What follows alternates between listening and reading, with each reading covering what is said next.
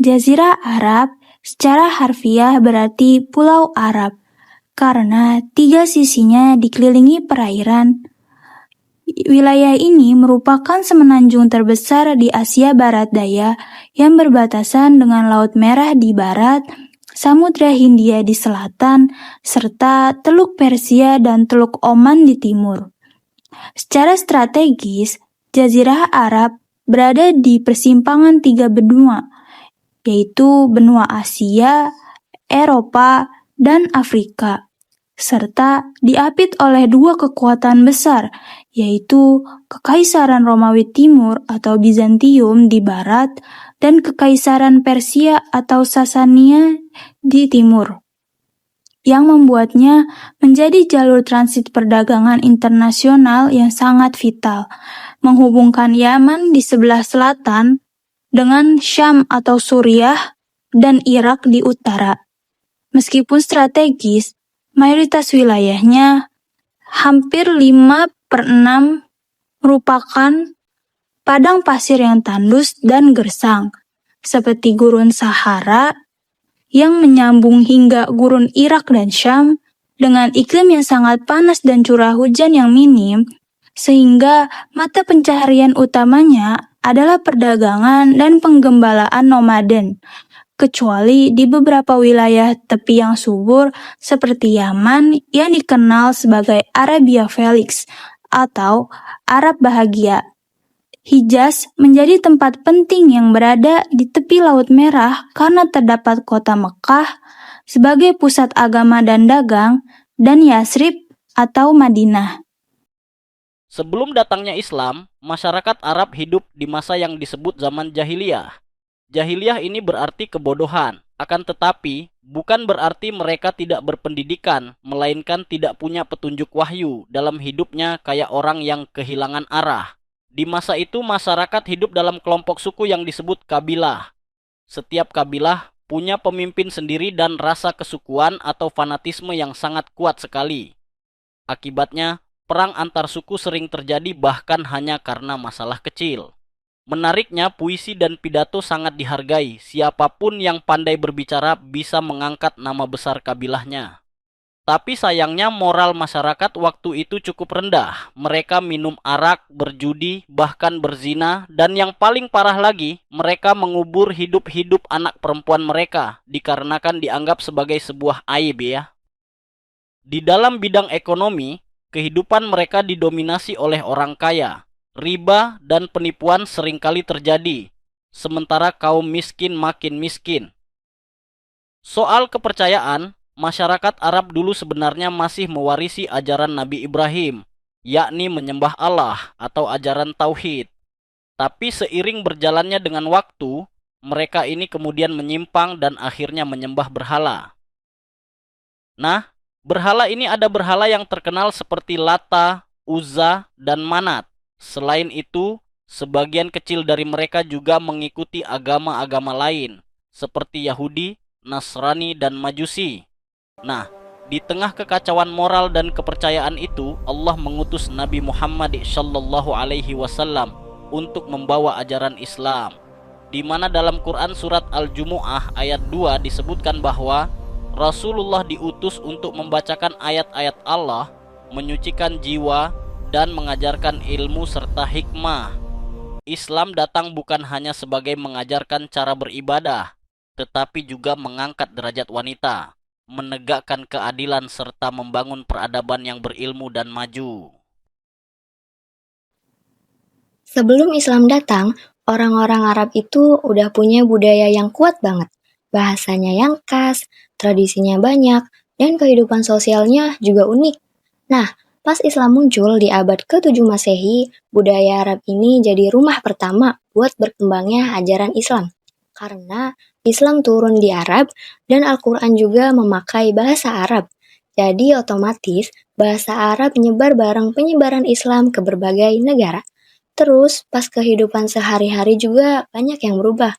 Dulu masih ada budaya yang kurang oke, kayak fanatisme suku yang berlebihan, perempuan dianggap rendah, dan perbudakan. Islam hadir buat memperbaiki itu semua. Islam mengenali nilai persaudaraan atau ukhuwah, keadilan, dan perempuan juga dihormati lebih baik dari sebelumnya. Dalam pemerintahan pun ada pengaruhnya. Konsep musyawarah misalnya, itu jadi salah satu dasar dalam sistem pemerintahan Islam waktu itu. Budaya Arab juga ketemu dengan hukum Islam. Jadinya, sistem sosialnya makin tertata. Masuk ke ranah seni dan media, wah, dari kaligrafi Arab yang indah, gaya arsitektur Masjid ala Timur Tengah, sampai seni baca Al-Quran atau tilawah. Itu semua bagian dari budaya Arab yang berkembang barengan sama Islam. Bahkan, sastra Arab seperti puisi dan penulisan sejarah ikut jadi media dakwah yang penting yang bikin Islam makin dikenal luas. Jadi intinya, budaya Arab itu kayak pondasi awal buat Islam bisa tumbuh dan menyebar ke seluruh dunia. Tapi tentunya Islam gak cuma ikut-ikutan budaya Arab ya. Islam juga menyaring dan menyempurnakan apa yang baik biar semua sesuai sama nilai-nilai ajarannya.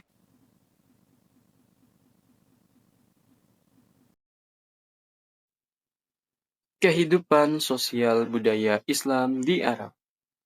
Sebelum datangnya Islam, masyarakat Arab hidup dalam masa yang disebut jahiliyah, di mana masa ketidaktahuan dan kemerosotan moral. Kehidupan sosial mereka keras, penuh peperangan antar suku, meminum minuman keras, perjudian, dan penindasan terhadap perempuan. Mereka hidup berpindah-pindah di padang pasir yang tandus, tanpa kepemimpinan yang kuat.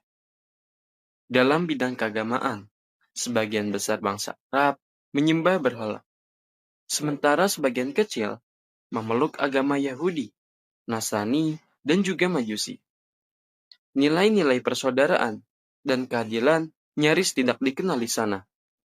Namun, hadir sosok manusia yang membawa perubahan besar, yaitu Nabi Muhammad SAW. Islam datang dengan ajaran tauhidnya, menegakkan keadilan sosial, menghormati hak perempuan, serta menghapus tradisi jahiliyah yang merusak. Rasulullah juga membangun masyarakat yang berlandaskan iman, ilmu, dan persaudaraan, seperti yang tercermin dalam Piagam Madinah, di mana semua warga, termasuk non-muslim, memiliki hak dan kewajiban yang sama. Perubahan ini membuat masyarakat Arab menjadi bangsa yang berperadaban, berakhlak, dan berilmu. Budaya yang dahulu didasari hawa nafsu berubah menjadi budaya yang berlandaskan nilai-nilai Islam, yakni kejujuran, persaudaraan, dan kasih sayang. Melalui Islam, bangsa Arab bangkit dari kegelapan menuju cahaya, dari perpecahan menuju persatuan, dan dari jahiliyah menuju peradaban yang berakhlak mulia. Kalau ngomongin seni di negara-negara Arab, yang muncul di bayangan banyak orang, pasti kaligrafi. Karena kaligrafi Arab ini menjadi salah satu bentuk seni paling terkenal. Huruf-huruf Arab digores dengan indah dan penuh makna. Bukan cuma buat hiasan, tapi juga sebagai bentuk ibadah dan ekspresi spiritual.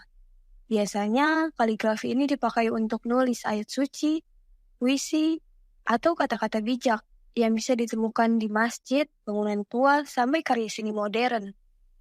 Selain kaligrafi, ada juga seni geometris. Ini kayak pola bintang, lengkungan, dan dedaunan yang berulang-ulang. Pola ini juga sering muncul di ubin, dinding, karpet, bahkan perhiasan. Menariknya, bentuk-bentuk ini bukan cuma buat estetika saja, tapi juga melambangkan keteraturan dan kesempurnaan ciptaan Tuhan. Selain itu, ada juga seni musik dan tari tradisional. Di berbagai negara Arab, musiknya sering pakai alat khas yaitu oud. Itu semacam gitar klasik Timur Tengah, kanun, dan tabla. Tarian seperti dabke di Lebanon dan Palestina atau rap kasarki yang terkenal sebagai belly dance di Mesir juga menjadi bagian penting dari kebudayaan mereka. Sekarang semua bentuk seni ini berkembang terus. Banyak seniman Arab modern yang menghubungi unsur tradisional dengan gaya kontemporer, kayak kaligrafi digital, desain interior bergaya Timur Tengah, sampai mural dengan pesan sosial. Jadi, seni Arab itu luas banget.